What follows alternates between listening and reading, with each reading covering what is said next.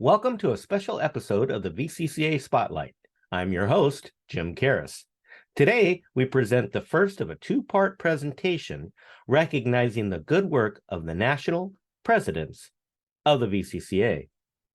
Our guests today include Michael Jones, David Cavagnaro, Mary James, and Roger James. Each of these longtime VCCA members have served at the helm as president of the VCCA, and today we will have the opportunity to hear directly from each of our guests about their thoughts on serving as presidents. You're in for a treat, so let's get started. Welcome. Thank you so much for each of you joining us. I'm so excited to spend this time with all of you. I think this is really going to be a lot of fun and help record the history, at least a little sliver of the history of the Vintage Chevrolet Club and its leadership, and talk a little bit about the role of the presidents and the national board of the VCCA. So with that, I'd like to have each of you introduce yourself and tell us a little bit about your area of where you reside, your home region, and a little bit about your time in the club. We'll start with Michael Jones. Please tell us a little bit about yourself. All righty. Well, I'm Michael Jones and live in Cincinnati, Ohio. Member of the Miami Valley region of the VCCA, which is the first region after the club was founded in California in '61. In 1964, we applied for and were granted a charter. I've been a member for 57 years. I joined at the third central meet, which was in Anderson, Indiana, in 1966. And my time as president basically was 2001 to 2002, and then again 2005 to 2006.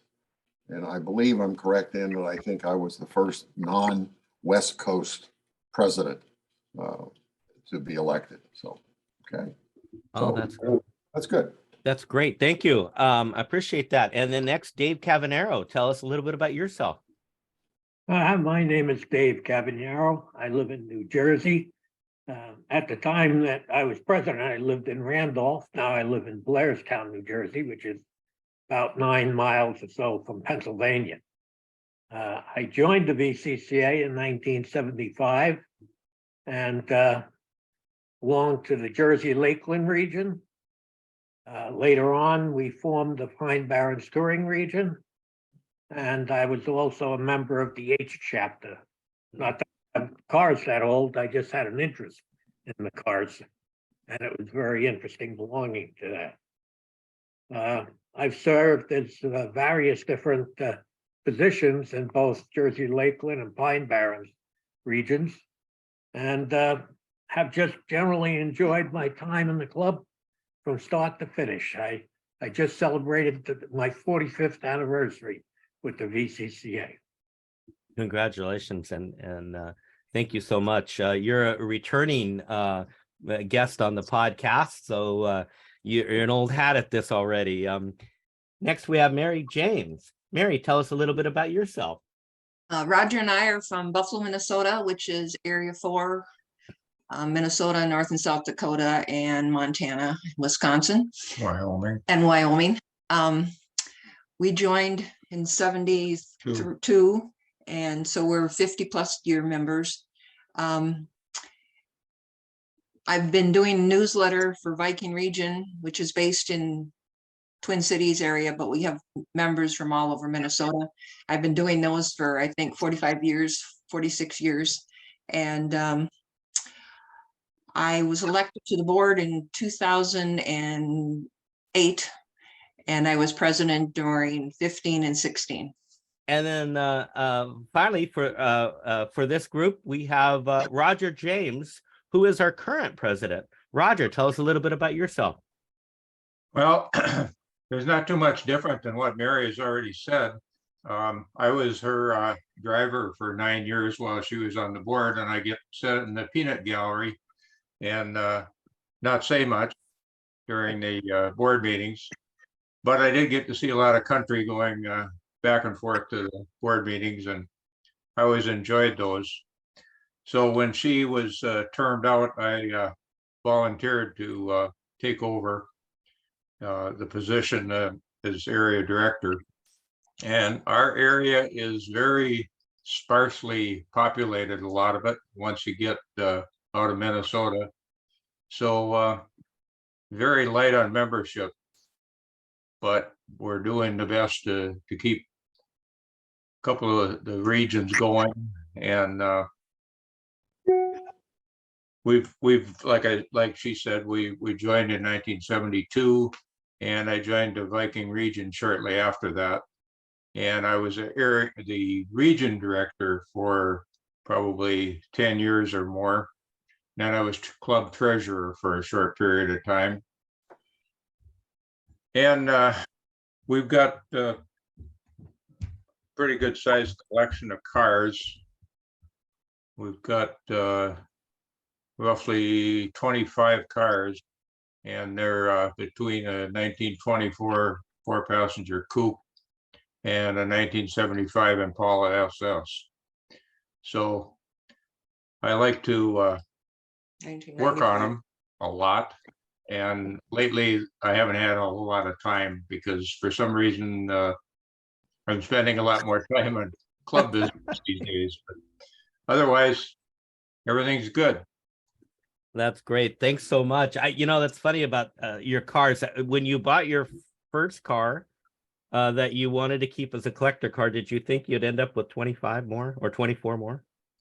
No. Yeah. No, especially not when at the time we were actually living in an apartment and had rented a stall for our regular driver car. And so I had a 36 pickup that I bought, and that was stored at our farm where I grew up. And no, I did not ever expect to have any. I thought that was the car that I was going to have, or the vehicle, but they keep following me home. So have you put a cap on it yet, Mary? No, but the space that we have to store them has. Yep. We keep building sheds, but we can't build anymore. That's great. Too funny. And then Michael, you already answered this question, but run through it again. What were the time that you were president? 2001 through 2002, and then 2005 to 2006. David? I was president in 2003 and 4. And then how about Mary? 15 and 16. And you started in 16 or 17, Roger? oh, I think it was 17. I No. started on the board in 17, but I just became president last year. So Last year, 1 year. Yep. Right. Okay. That's what I'm thinking. Yep. Okay. And to Michael Jones, some of these are kind of questions that build on each other, and my hope is to kind of give people a sense of what it was like for you as you served and your time leading up to serving and then afterwards. So when you were president, can you recall some of the top issues or the top issue that the VCCA board was dealing with during your time? Well, the first one right off the top is the one that we've all dealt with and we will continue to deal with, and that is doing everything we possibly can to increase membership. With Dave here, I want to credit him with something he started and I carried on, and he had a chance to work on, was the motion process, which I think really turned us into a much more efficient organization, something that could respond more quickly to the membership. And I think we did a whole lot to work on how we would guide the club. And I think it was very important. We experimented with the web. In my first term, I think we went through 3 different webmasters in that time period. One just disappeared, one went bankrupt, and it was the beginning of that process of going electric. Okay, so the web, judging manual. The first time we put together and began working on the judging manual and reducing that down to where you could wear it in your pocket. The judging schools, we got our first judging schools during my term. We introduced HPOCF. The first non-geographical region was approved by the board. Our first touring region, which is Dave's, the Pine Bearing region. And then I guess finally the decision that took a lot of time kept getting voting down, the idea finally that we were going to move the VCCA library to the AACA library. Well, that sounds like you were a very active board in those years, for sure. A lot of initiatives. Yep. And then David, Michael mentioned the motions process. Would you say that was one of the significant issues when you were leading the board, or what else did you deal with? Yeah, well, I started with the board in 1996 when I joined the board. And I served until 2013. The time at president, when we were doing the motion process, I thought was a very important step forward because it brought a better level of organization to the board meeting, made us much more efficient. The board only meets for 1 weekend a year that we physically meet, so you have to be a little bit more organized in trying to get accomplished what you want to get accomplished in that time frame. So that helped a lot getting that process through. Having used the motion process and been involved with it, I can say it's definitely very well thought out, and the seriousness in which the folks that manage that and then the way the board deals with it is very impressive, honestly. So yeah, a big change, I'm sure, to the culture of the board and to everyone that advances ideas in the VCCA. Significant milestone, I think. So thank you for that. Anything else on the board you can recall? Well, one of the features I think that's very important of the motion process is it gives any member the choice also to make a suggestion to the board. And any member can submit, whatever their thoughts are and have it presented and worked on. And it's really a pretty fair, straightforward process to allow that to at least be reviewed, which is pretty interesting. Not a lot of organizations like the VCCA have such a process. So yeah, it's pretty cool. Thank you for that. And then Mary, how about you? Do you remember when you took the helm, the top issues of the day? Well, thankfully, by the time I came on in 2008, through Michael's work and Dave's works and Lee Wilcox and some of the other ones, the structure was there and the process was there. So it made the club much more efficient in running. And as Dave said, it ran all year long. And I was on for 1 year and Lee said, now, Mary, you are becoming business and operations with me. You take over motions. So for many years, I would process 10 to 12 motions a year. And it was probably only by 16 that the motions have really dwindled down to 1 or 2 a year. And I'd like to think that that's because everybody's fixed all the problems that they see or got all the suggestions in that they wanted. And that couldn't have happened without that process being set up. And I think that was because we had people that came from organized settings where it was Michael with education and Dave with business and Ken Farley, and the people came and they realized that we needed a structure and it wasn't just getting together and flipping out an idea and trying to get it passed in 1 week. And it became a much more formalized process. Did that take away from the club? No, I don't think so, because most of the members don't even realize that happens. They just see the end product.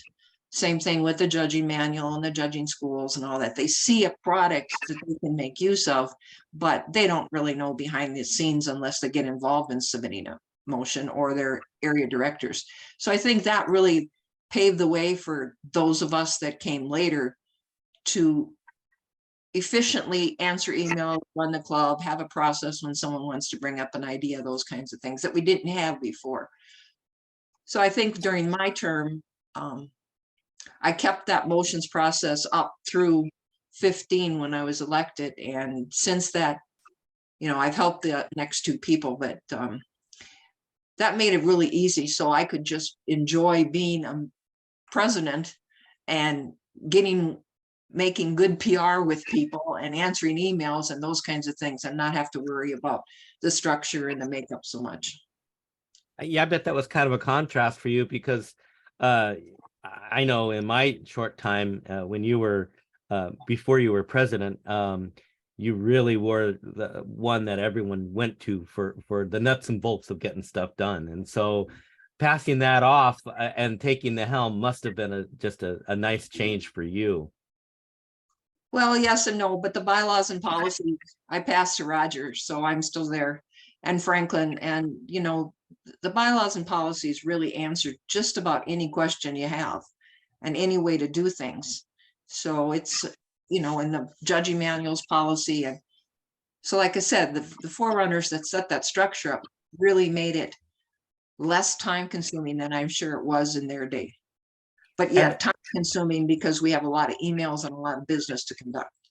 And then when you were actually at the helm as president, were there anything significant that you recall that you guys worked on, or was it Well, right before I was president, I think you were still on the board at that time. I took over as G&D coordinator, and we had to go find a new editor, find a new design team, issue RFPs. Those were all new processes that we didn't have before. Sort through all of those, take the application, do interviews. Then we got a new editor, new design team, new printer. Then after 15, when I became president, the editor decided to quit and go back to grad school. So then we had to go through that process again. Bill Barker decided we had to go through that process again, and that was you helped us with that. For the web and technology, right? Yeah, we had an RFP to get a new database conductor, a new website person, a new tech person. So those are the things that we had to conquer or had to do when I was president. So I kind of morphed from motions to business and operations, RFPs, and that's what happened when I was president. Well, the goal of the board at the time when Michael and I were there was to try and get the club to be run as a business so that the rest of the members could enjoy it as a club. And that's what I think brought everything together and started putting all the pieces together so that we could have an efficient running system and then have the people of the membership truly enjoy the club for what it is. I've heard a couple people say that, and I think that's really true. I just a quick anecdote, and then I'll go to Roger. But I had talked. In fact, actually, it was Lee Wilcox that called me after I got elected, and kind of gave me a brief on what to expect. And I think he needed something else. I don't remember how that call came to be, but anyway, he kind of told me what to expect. And then I had talked to some folks in Area 1 who had previously served on the board, and they described it as a very kickback group that meets and they go over this stuff, and you'll do great. And then I show up to my first board meeting, and Don Williams had the stopwatch, and Bill Barker set the timer for every discussion, and I was like, wow, this is not at all what I thought. But I won't say that every meeting went quite like that, but I know with that one meeting, he said we'll start at 8 a.m. and we'll stop at 5 p.m. and he hit the gavel at 8 a.m. and at 5 p.m. and it was very impressed. And every board meeting, it definitely is a no nonsense, take care of the club business, at least for the times that I've been involved. So. And then Roger, how about you? Do you still have your stopwatch? No, I have not used the stopwatch. I have had to use the gavel a couple of times, but I haven't actually hit anyone with it. So I think we're doing pretty good. Having only been the president for a year, I can't say that I've had a lot of things to any issues. you know, we started out my first term at building up to the 60th anniversary meet in Bowling Green. And while we were at the Bowling Green, we held another board meeting and discussed the site selection for the next board or next anniversary meet. And we had several people volunteer to form that committee. And that was what is occupied a lot of our time ever since is site selection. And we've had 4 motions during the year, and only 2 of them have actually, one is only one that has passed, 2 are not passed. And the 4th one was in limbo for a long time in the judging committee. So we're just now finishing that one up now. Otherwise, we've got another motion in play that's starting now in the year 23. So otherwise, you know, like I said, we haven't had any big issues other than the anniversary meets. Well, and then coming out of the pandemic, I guess it's like getting the old Betsy fired back up again, which is probably interesting. Yeah. Right. Trying to get the events going again, and because of course they dropped off to virtually nothing there for a year or more. And we were concerned, of course, at the anniversary meet because of not only COVID, but also the high gasoline prices that they talked about every night on the news, and explained how it was the highest that we'd ever seen. So I think it kept a lot of people away from the anniversary meet, and as well as COVID scare. So, but it turned out to be a successful meet. And it was a wonderful meet. Attended, enjoyed it. So, Mary, did you have a comment? I just wanted to add that I think kudos go to our past presidents that were before myself, even before Dave Miner, because the committee process is what really runs the club, and that's set up so well. And if you have committee chairs that really want to take it and run with it, that's the key to the whole organization. And I think when Michael and David were on, there were probably more, first of all, there were more board members, so there were more people to do the work and to be the spark plug or the driver behind the committee work. And with less board members, less people are involved, you know, and you really need strong committee members, as you well know, to carry out the process. And if they let that drop, like Roger says, it really gets stalled. So that's the only thing I wanted to add is that process, which we didn't mention, is the whole committee thing, besides the motion, is what keeps the club running.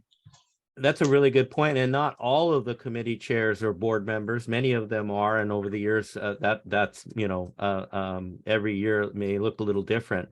But that's really true. The committee chairs, one is empowering the committee chairs, but then once you put them in place, the committee chairs really help to drive change and to admit. I mean, just the judging alone is a lot of work, and touring. I mean, and those are what the members really see. They may not see the policies and the how we got to approving a policy, but they really do see the activity of the committees. It affects them. So that is a really true. That's probably a whole podcast in and of itself. Right, and with term limits of 9 years now, our past board members have really kept involved. You know, you look at Dave, who's been involved, Michael's been involved, Bill Bradford, Franklin, all those people have continued, yourself, all those people have continued to remain on committees and drive the committees. And that really helps when we don't have 6 extra board members to be the drivers. Michael, did you have you started a few committees when you were on the board, I guess, with judging, but did you have a lot of active committees during your time? Yes, and again, it goes back to the process of once Dave introduced this and a lot of work, him and his committee, then it was starting the process of debugging it, all right? And as we went through, coming up with different issues, how we're going to resolve those.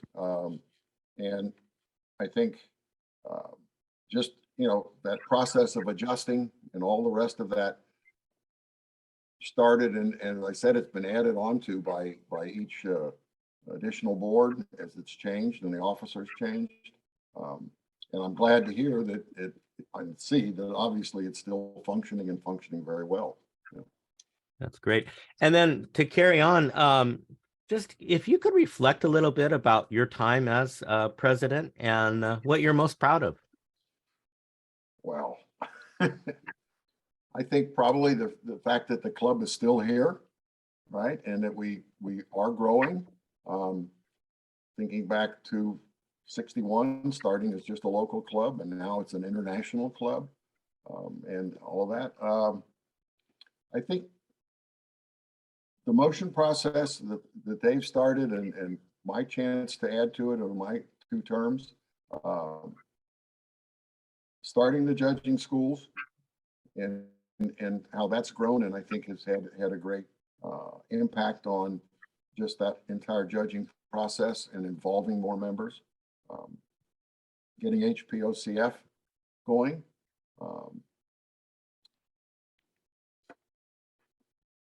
I had the pleasure of being president while we selected 2 anniversary meets. And it's always, I think, a very interesting time to be president. You get to meet really the bulk of the membership that's going to be out there and be active. One other thing we did was we set up the first site committee, which has made this process of setting the next anniversary meet actually have a form and a structure that I think makes it work much better.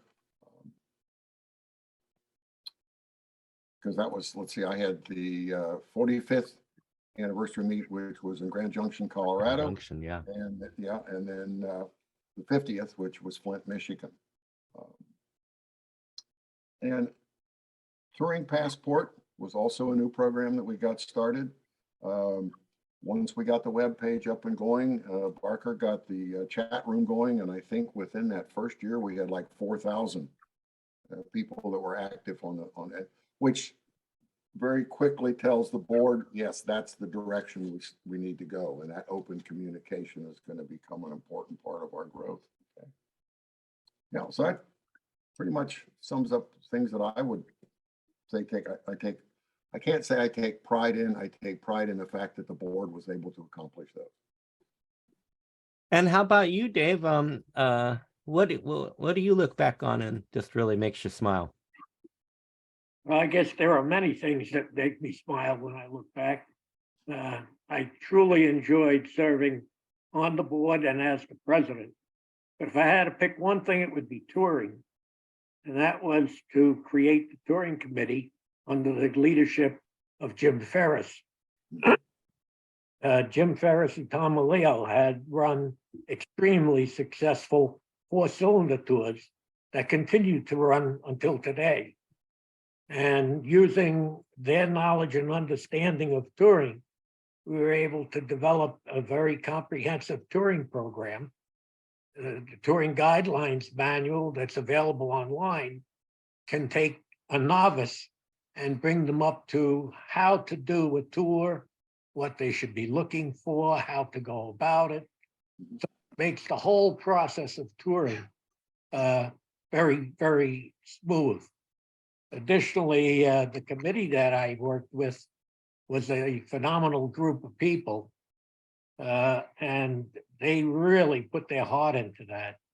And the development of the awards for touring and the recognition of the people who participated, and the recognition that goes on the car with the plaque, which has drawn a lot of attention from other clubs, wondering what that plaque was and being, informed of what and how we go about it. So that, I would say, would be the one single thing that to me is the brightest. That's great. Mary, how about you? Well, I have to give kudos to both David and Michael, because what they mentioned is really made it easier for me to enjoy a lot of things. The touring program, I have to say to Dave, he was persistent in getting that brought into the next century by wanting us to do a database. I mean, he begged and begged for about 4 or 5 years before we got it. So I guess I'm most proud of the fact that we finally got that accomplished for him. We made a switch to editors and design team and printers, and then switched to editors. We switched from Bill Barker to a new website. Those are the kinds of things. And of course, the anniversary meet. When I was president, my job was mostly behind the scenes, PR, and then pulling off the anniversary meet that I got to represent when I really had nothing to do but show up. So I guess that's my summation, is just piggybacking on all their work and making it run and progress and not lose it. And keep them motivated. Yeah. Yeah. And Roger, you're still writing your epilogue, but so far, what can you add? Well, I guess the only thing that I'm happy with is the fact that we've started a next gen chapter for youth, a low cost, digital only for 18 to 25-year-olds, so they can hopefully stay interested and continue to be members after they age out. And also the newly found approved 49 to 54 non-geographic chapter. Those two, I think, will help, I hope, help improve the communication between other people with the same thoughts and interests, and hopefully continue to build a club. Otherwise, it's a little early in the game for me to be really proud of things, other than the fact that the club is running smoothly, and that's not up to me. That's been done by our predecessors. So, well, here we are in 2023, and you brought up site selection for the anniversary meet. I don't know that the general membership really is aware, but planning pretty much starts for the next meet about the time the first meet actually takes place. I mean, they've already got the hit the ground running, and it's a few years out in getting the pieces in place. So I'm sure you've got a busy year coming up and a busy board meeting. And thank you for all your work on that. So here's kind of a fun one. Now that you all have seen the kind of the responsibilities of leading the club, what is your advice to future presidents? Michael. I think my overriding one simply would be that you always need to keep in mind that what you're trying to do is to come up with what is going to be best for the growth of the VCCA and GMC, which we have now added in, and for what's best for the overall growth of the club, but also what's going to be best for the individual member, because that's really the person you need to keep in mind. David. I guess I agree with Michael. That's one of our primary goals as president, is to keep the club growing and viable. What amazed me when I first joined the board, and has continued to amaze me to the current day, is that we don't have more members being interested in joining in the management of the club. The reward, just from the people you've spoken to today and on the other podcasts and whatnot, Jim, the reward you receive by serving as part of the membership or the management team of the club is amazing. It's just a very rewarding experience doing, and it's always surprised me that we don't have more people that are eager to work and do that job. That's a great point. Mary, do you have any advice for the new leaders? No, I agree with Dave. The other thing is, I think, and Dave and Michael do this, to lead, you have to empower your committees, and you have to build trust with your vendors. And once you have selected vendors, you work very closely with them and you continue to motivate and praise and do whatever you need to. And in the meantime, you keep the membership viable by being attentive to their emails and answering their questions and not ignoring and not putting off. And like Dave said, it does surprise me that there's more people that don't want to be management. But when I was a leader in my other job, it was always no news is good news. So I think if they're not complaining and they're not clamoring to be on the board, it's because they think everything's running so efficiently. They're enjoying touring, they're enjoying judging, they're enjoying their local regions. But and Dave and Mike know, we have a very small percentage of our membership that actually gets involved in regions.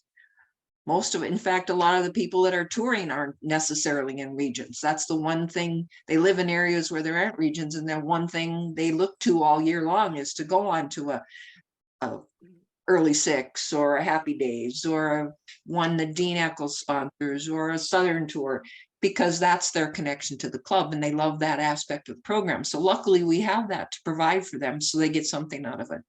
But predominantly our membership is for the G&D, and thankfully we get a lot of compliments on that, and we continue to get compliments on that. And by putting that electronically and letting people get an electronic membership, that has helped us build. So I guess my advice is just enjoy, do what you can to keep it going, be motivated enough, like Dave said, to be in the management of it. And it should work out if you stay connected and focused.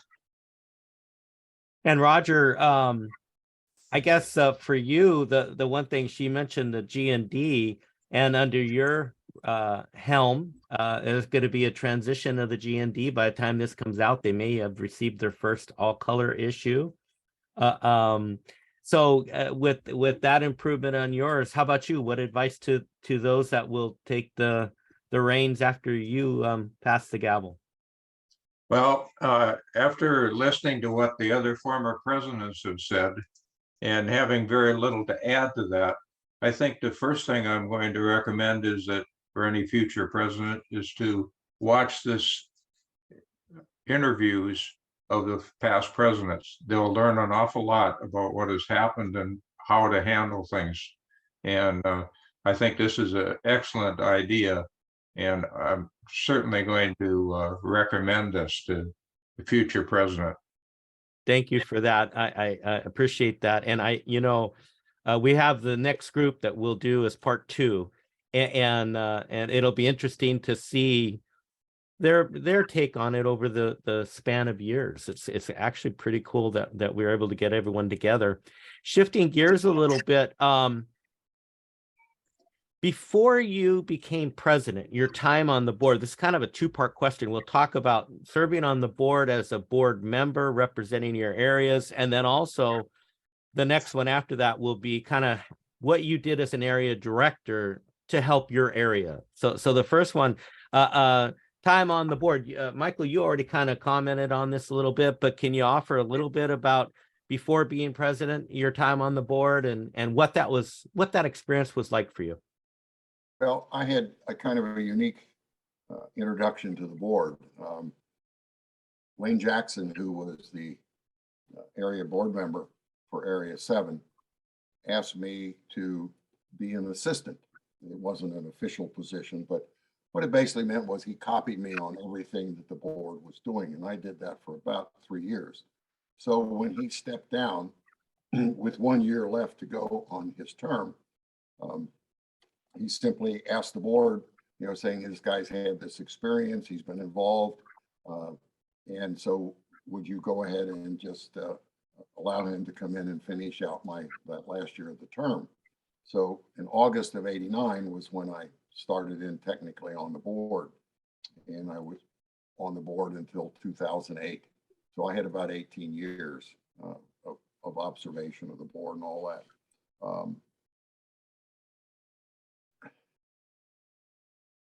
I really felt comfortable, and I think part of it might have been a rather unique background that I had at that time. Area 7, which is now 7A and 7B, was made up of 14 regions. And I really felt very confident in that my ability to represent all 14 of those regions, to have close ties with them, meant stepping into the board position. I just felt was very comfortable. And you know, you're going to be dealing with different personalities. It's unique to have get together with people from all over the country and begin to find out how much you have in common, different ways you might see or view things. And I just thought, you know, this process of being able to continue to build a club was just, I think, was just a great, great opportunity. Thank you. David, how about your time on the board before you were president? Anything jump out at you? Well, I, like Michael, I took over the board position of Chuck Gibson, who had expanded his business and really couldn't concentrate the amount of time towards the club because of his expanded business. One of the things that I had to look at was it was virtually impossible for us to service the Area 8 because Area 8 at that time included what is now, now Area 8 and 11. Area 10 had folded back into 8 since then.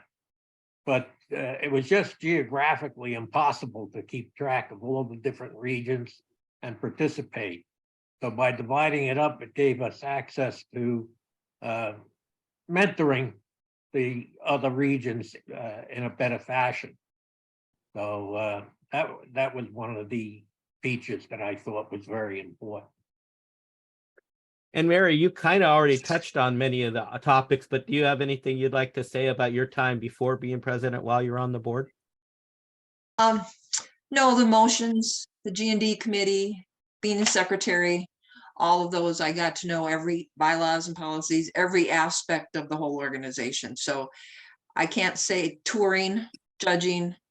I mean, I can say there's one question that you could ask me that I couldn't find the answer to because of all the work of our forerunners. Our region is very sparsely populated. So as Dave spoke, to answer to the diversity of needs, each chapter needs something different, or each region needs something different. So you need to kind of meet what they need and sometimes travel many, many, many miles to actually, let's just say it's a long haul to go from Buffalo, Minnesota to Big Sky in Montana to get there and meet with them and actually make them feel like they're part of the club because we engaged with them rather than just emails. So no, I can't, everything sticks out. It was all great fun. And Roger, how about you? Well, I joined the board in 2017, and Mary was looking for a replacement since she was term limited out. And we looked around and unfortunately I found myself looking in the mirror. So I did get on the board in 2017, and then in 2019 I was selected vice president from then until 2021. Now I've been judging awards coordinator since 2011. It was very interesting experience. It has been in dealing with judging awards system. And I was kind of indoctrinated by fire because the first event that I had to deal with was the Flint anniversary meet, where we started including national awards in with the first, second, and thirds in each class. So, and we had a central meet a couple of days before Yep. the anniversary meet, and of course, everybody that won an award at the central meet moved up a step for the anniversary meet, which made it very, very interesting for me. I had to assume everybody was going to move up, and some did and some didn't. And because I've managed to get through that, I've been able to get through the one in Bowling Green and the central meet there again this year, which was actually the day it ended the day before the anniversary meet. But I think it went pretty smoothly. But other than that, now I'm president, and I don't really have anything else to say about becoming president, because I'm here, and whether I'll stay here or not will be decided next month. And then, given all your time in the club, just Michael, and for each of you, how do you see the club today, and what is your hope for the future for the club? Well, I hope for the future of the club and just this process, it's one we've had to deal with all along, and that is to try and increase the membership and to keep building the VCCA, and along with the GMC, keep the communications open with the membership and as well as with the board. I think the goal of becoming the organization that most people want to go to find the best, most accurate information on both Chevrolet and GMC, and probably begin to anticipate way out in the future. We're going to have electronic vehicles. It may seem like it's far away, but it'll get here a lot sooner than we're expecting. Right?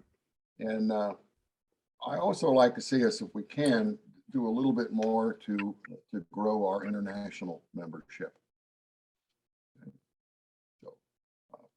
So I wonder who gets to deal with the rewrite on the judging manual for those vehicles.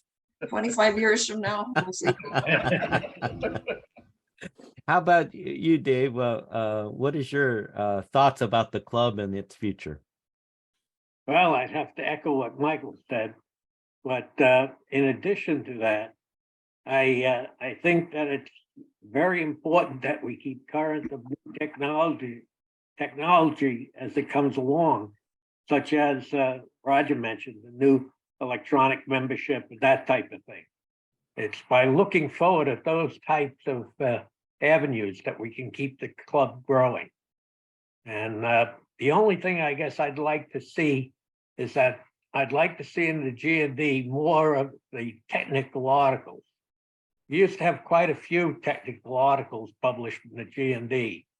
And I think it's very important that we would go back to doing some of that, so that the current people can better understand some of the older vehicles and some of the oddities of having to repair and service them. Because I think that might get lost somewhere along the ways if we don't kind of focus on that. Mary. Well, I agree with Dave. I wish we could get people, excuse me, to submit technical articles, but we've reached out to technical advisors, and I guess they're just not interested in sharing their expertise. Thank God we got Dave Sylvan, who gives us tips in restoration, but it's becoming really difficult to get articles for the G&D. We reach out to the best of the show people that in the show areas. We reach out to some touring people that we know to share their experience, but getting articles for the G&D has gotten to be really challenging to follow the mission that we have, which is authentic restorations, authentic tips on technical things. So, one of the things that would be interesting to do is like Dave said, we can outsource and ask for those kind of articles, but we're really not too successful in reaching out to people and getting those. Otherwise, to see the club grow, I think what Roger mentioned with the Next Gen and the 49, I think we have to address special interest groups. The Next Gen people, a lot of them are third generation VCCA members. Their grandparents are VCCA members, or their fathers bought an old car from a neighbor and they've become interested because of that. The article we had in recently where we had 2 young people driving their grandparents' old car around. Those are the kinds of things that will interest young people, and keep a quality magazine. That's real important. I think Michael's right and Dave's right. If people want to know how to do something, they turn to our magazine. There's nowhere else to go for authentic information anymore. The web is so full of misinformation that a lot of the questions Roger gets, even as judging, is technical stuff. You know, what's this? And if you look at the website and the chat site and even Facebook, a lot of questions are, is this right? Or what is this? Or how do I do this? And thank goodness we have those forums, because I think people are getting good answers from those folks. Phenomenal answers. The chat site is amazing for, and now the Facebook, you're right. A lot of it has transitioned to the Facebook page, but that's the core group that would have the knowledge to do it. Maybe we could just cull some of those responses and do a feature based on those. That's actually really interesting. And then Roger, do you have anything to add about the future of the VCCA? And Well, not too much to add, because basically everybody prior to me has pointed out the obvious things, and I think we still need to keep recruiting and get more members to replace the ones that no longer belong. To even keep pace with our current membership, we need to keep getting new people all the time. And it's unfortunate that we lost the ability to be able to set up at the Make-em auctions. That was a wonderful opportunity for us. And Franklin was traveling around the country, it seemed, to these Make-em auctions and setting up tables. They had tables set up for us, and we could do that.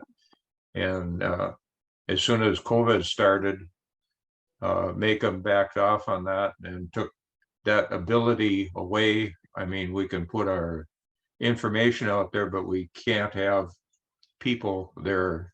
And that's what brings people in to join, is to have somebody to talk to and explain it to them.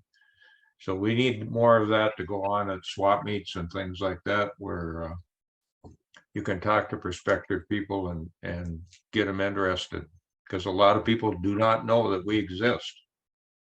So, and then I'm going to do this back just in the reverse, Roger, for our final question before we go to closing comments and final thoughts. But what would you say to new members and how they can get the most out of the VCCA? Well, I think the most obvious thing is to join a region if you've got one near you. If you do not, think about forming one.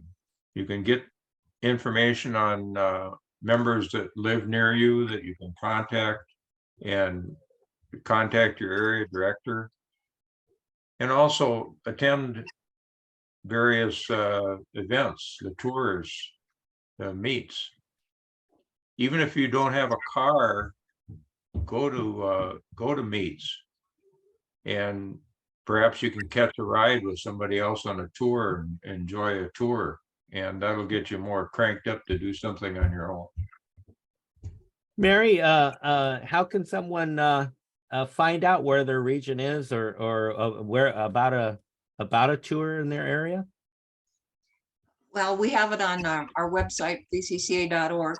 So all you have to do is go there, look at the calendar, look at regions and non-geographic chapters. It gives you all that information. It shows you your area. If you can get a hold of a G&D, look on the regions page, the map, gives you some contact people, gives you the touring. If you don't have anybody in your area and think, oh, I live 200 miles from that, I don't have enough people, you can still join a tour. You can travel and do that. You can travel to a meet. I mean, we have people in North and South Dakota that don't belong to regions, but they come to meets. And every year they have that camaraderie. So that's real important. And that's how you find out that information. And besides tours and regions, the VCCA has other things that it makes it available to the membership, such as the library and the technical advisor program. Dave, can you talk a little bit about those? Sure. The technical advisor program is a very important item because you can talk to somebody. In the past, it was all done with letters and whatnot, and that was really labor intensive. But nowadays, with technology, you can talk with someone who has knowledge. Quite often they can demonstrate or picture something for you. I think that's a fantastic way. And I believe what has to happen is in order to be a good member, you have to be an active member. You get involved at the local level, you get involved at the national level. And as Mary points out, you know, some areas, they're so spread out, they can't have a local region. It's just travel impossible to do that. But gathering at meets and tours brings back that form of family. And that's what this really is. It turns out to be an extended family. I know most of the people who do touring, you get together once a year or so, and it's just like a big home fest. And Michael, you helped move the library. Talk a little bit about that resource for members. Well, initially it was, you know, kept by the Finks as editors, and a lot of time that's what they had to rely on to verify information, also to make sure that they could fill out all the pages and all the rest of that.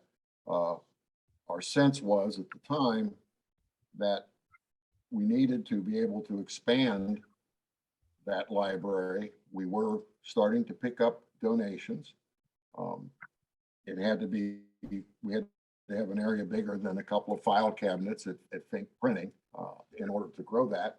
The possibility with the foundation now going towards the idea that maybe our ultimate goal is to have a museum and be able to house the library there. And you know, we've kicked it around, but now it's formed and it's working, and we're working towards that. In addition to your other question, I know we have a setup for what we call a hardship region, and we took it from 12 members down to 6 members in order to get it started. If you look at like I know the ones that Mary and Roger deal with, we have Kentucky just south of me here in Ohio. We've got like 40 members. No 2 of them are within 150 miles of each other.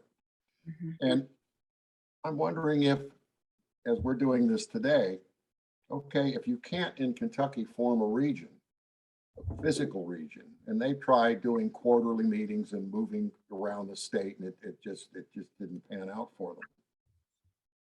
What if maybe they could meet as a Zoom?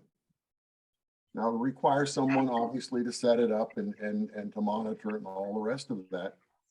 But if you could get maybe 4 or 5 or 6 people that meet on a fairly regular basis and start exchanging information on what they're working on and what their project is, et cetera.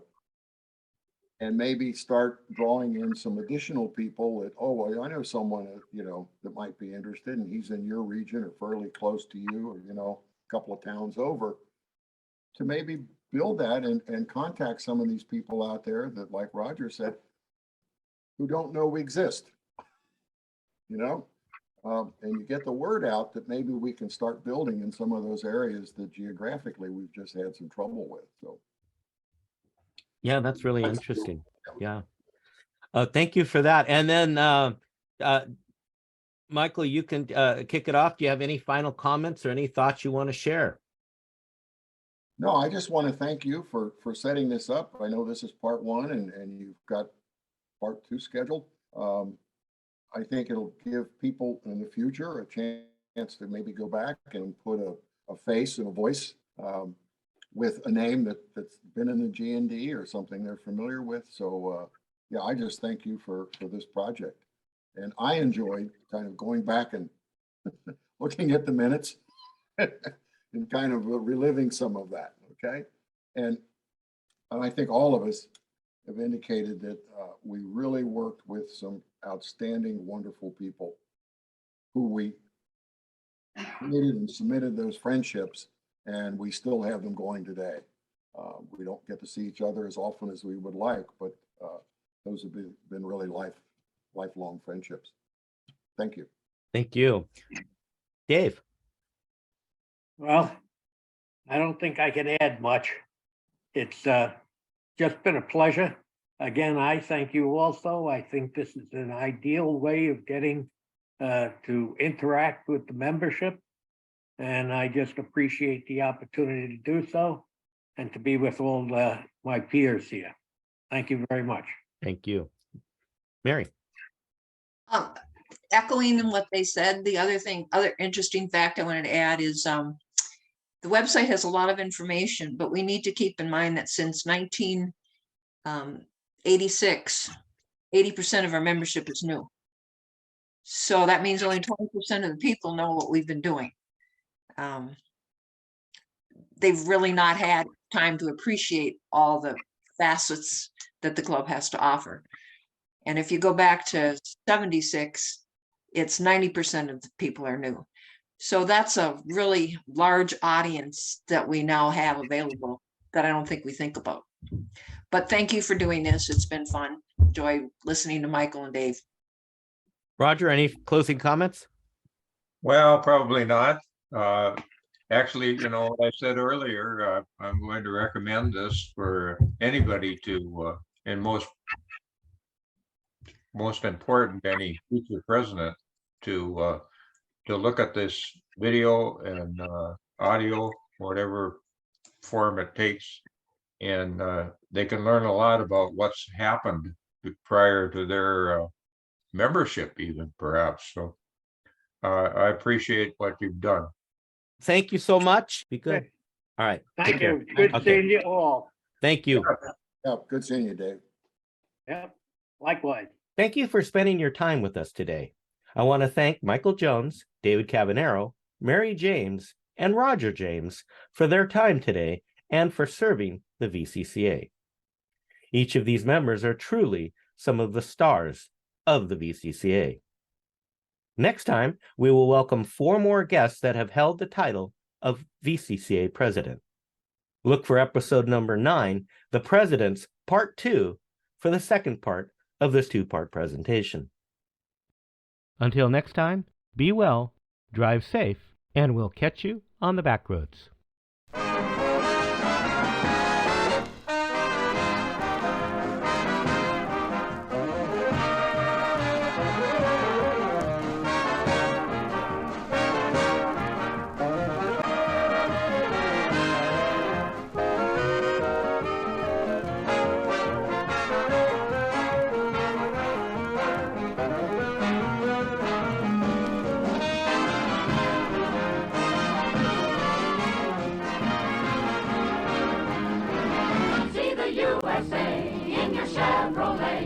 America is asking you to call. Drive your Chevrolet through the USA. America's the greatest land of all. On a highway or a road along a levee. Performance is sweeter. Nothing can beat her. Life is completer in a Chevy. So make a day today to see the USA and see it in your Chevrolet. The VCCA Spotlight is a production of TKG Media Works on behalf of the Southern California region of the Vintage Chevrolet Club of America. TKG Media Works.